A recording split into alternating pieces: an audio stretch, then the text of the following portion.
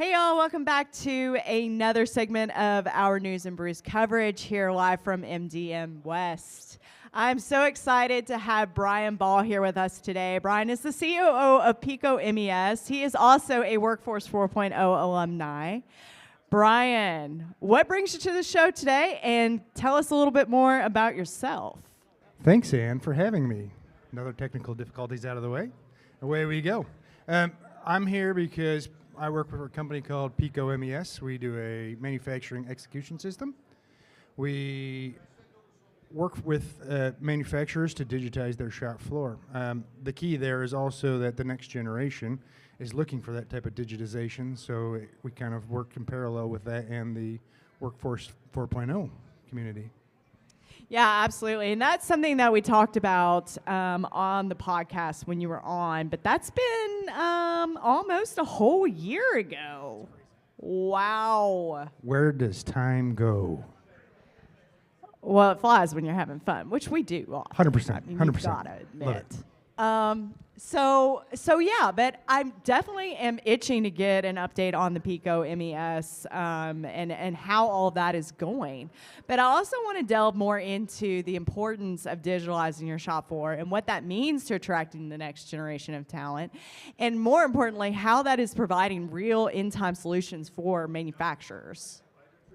Well, let me start with a little bit of a story. We were at a trade show a little while back. We had some high schoolers come around, and they were looking at how they could get involved in manufacturing. We had one young man who was a little bit tuned out, let's use that word, came up to our booth, kind of not interested in manufacturing. I offered him the opportunity to run through our system. As he got going, he went verbatim said, "Wow, this is like a RPG live. You're doing gamification of manufacturing." And I think that robustly captures the idea of where this next generation is looking for manufacturing to be. Is so many of us walk around with technology in our pocket, walk around with it on our wrist, and then you get to a shop floor, and then there's so many instances where folks are still working on paper, they're still working in legacy systems, and this next generation is not going to tolerate it as much as some of the previous generations.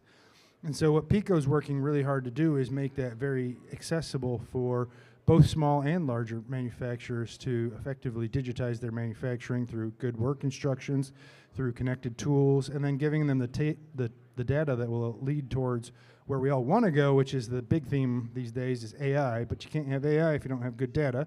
So walk that ladder back down, starting with having good work instructions and good capture systems for your operators. Absolutely. And, you know, of course, the conversation around the ability to capture tribal knowledge is huge as well with a product like Pico. But when we're looking at the conversation around manufacturing, the buzzword is, of course, AI. AI all day, right? And, you know, when you think about AI and the breakdown of data, and what do you do with the data? And that's really what I think everyone keeps coming back to. Like, what is the value of having that data? How do we distribute that data? How do we filter that data? And I'd love to know your thoughts on the future of data and how that is going to play out in manufacturing. Data is a really interesting place for manufacturing because depending on who you listen to, manufacturing produces up to 8 times more data than any other industry, including retail, including healthcare. And yet how much of that data is locked up in paper, or how much of that data is locked up in old legacy Excel systems or other systems that don't talk? And so when you have all that data but there's no way to access that data, you kind of created yourself dead ends. A lot of people talk about technical debt or legacy systems, and all of that is something we're going to have to overcome to get to the point for manufacturers to really implement robust, widespread AI capability. Do you think that that's the biggest challenge for legacy manufacturers is integrating data or finding the right solution provider for data? I think so. I think there's a first point of call, at least for a lot of manufacturers, and myself included in previous days, of manufacturers are always very busy doing, executing, trying to worry about the day-to-day to get things done, meet their customer tomorrow, et cetera. And what we don't often give ourselves is time to step back and learn about what is available for us to then go improve upon. So, and a lot of these big legacy systems have taken so much effort to deploy that it takes them a long time to get set up, and then the operators don't really have that, the manufacturers don't have that much time to go deploy them, so they don't get deployed. Where Pico and other systems like ourselves is we're trying to make it extraordinarily easy. I like to call it commoditization, democratization of these systems, where people can then go out, get them up and running within the day, depending on their IT systems, and start capturing some of that data in a very structured way, and it puts them on the path. For those folks that are into lean manufacturing, it's called the crawl, walk, run philosophy. Start small, build up, and then get yourself some momentum. And it's like a little snowball coming down a hill. It starts small, and all of a sudden by the bottom, it's an avalanche. Absolutely. I love that analogy. I mean, that's spot on, right? When you're thinking about implementing technology at any level, just starting small and growing from there.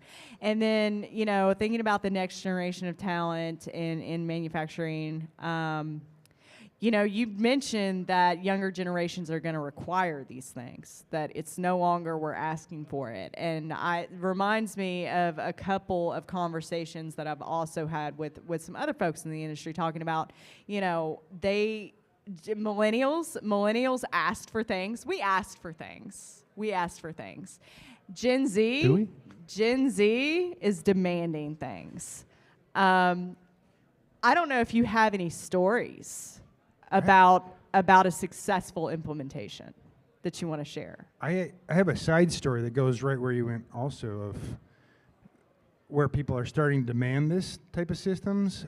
I had a really interesting conversation with a lecturer professor up at UW Stout, University of Wisconsin Stout, who reached out to me around Christmas time and said, can I have one of your systems? I want to teach Industry 4.0 live to my students. You know, the first thing out of my mouth was, yes. All I had to say, he's on the right path with giving folks how this actually should be done and then giving them the road to implementing it. And it's not just a Pico system that he's implementing. He's doing ERP, he's doing some other downhill systems from the PLC HMI kind of layer, and he's developing a true Industry 4.0 curriculum, but as it should be done. And so now you're really setting the bar for this generation to go, why do you not have that? We get so many young engineers that come past our booths at trade shows like this, and they can't believe they don't have a system like ours. Not just Pico, but lots of other systems are out there depending on what they're manufacturing. But you can see the hunger in the younger engineers' eyes of this is something we have to have. This is something we demand. Absolutely. And in closing, for those of you, I am lucky to have known Bryan Bauw for several years now. And he is also in Alabama. Go Alabama. And he is a former professor in UNA there in northern Alabama. And so he's very passionate about the younger generations of the workforce and getting them involved. But I wanted to say all that to essentially say this here in closing. What inspires you the most about incoming talent into the manufacturing workforce? They don't have the baggage. They have an optimism and enthusiasm. I'm not one that carte blanche buys into this. We have to question everything. Everything has to be redone. There are lots of good lessons from previous. But let's also not take and dismiss the good new ideas, and let's get there out and try those ideas. I had an old executive coach who talked about fail forward fast. And this younger generation with digital, they're gonna abide by that because that's how you do software. So I'm excited to see what they bring to the table. That's amazing, Bryan. Thank you so much for that. For those that want to connect with you after the event or even during, we're very early on here at MD&M West this year. What's a good point of contact for you? You can reach me at bryan.bauw, B-A-U-W, on LinkedIn. It's probably the easiest way to reach out to me and engage. We also have a booth here for those that are at MD&M, up in the 3400 section, I believe. Stop on by.